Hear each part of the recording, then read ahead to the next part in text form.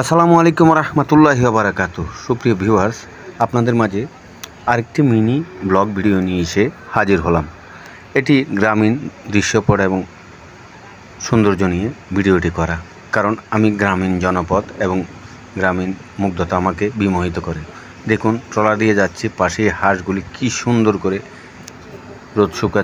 রোদে শুকাচ্ছে এবং তার পাশে মানুষজন, গ্রামীণ মানুষেরা মাছ ধরতেছে, অসম্ভব সুন্দর।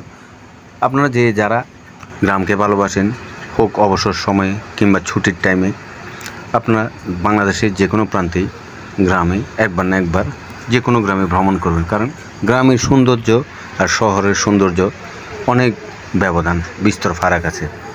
এটা কিশোরগঞ্জ ডিস্ট্রিক্টের ভিডিওটা মূলত করা। এখানে বছরে 4-5 মাস পানি নিচে থাকে, ফসলি জমিগুলি সবসময় তলিয়ে যায়, পানির নিচে থাকে।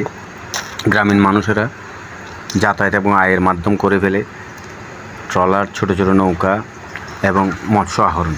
আসলে সবটাই আল্লাহর দান, কারণ আল্লাহ পাক স্থলে যা রেখেছেন জলেও কম রাখেননি। আল্লাহ পাক সবাইকে সব দিক দিয়ে পরিপূর্ণ করে দিয়েছেন, হয়তো আমরা বান্দারা তা স্বীকার করতে চাই না। আসলে গ্রামের সৌন্দর্যটা আমাদেরকে বিমোহিত করে, অসম্ভব সুন্দর মনে হয়। আপনারা যারা সময় পান, গ্রাম থেকে ঘুরে আসবেন এবং গ্রামের সৌন্দর্য উপভোগ করবেন। আসসালামু আলাইকুম রহমতুল্লাহি ওয়া বারাকাতুহু।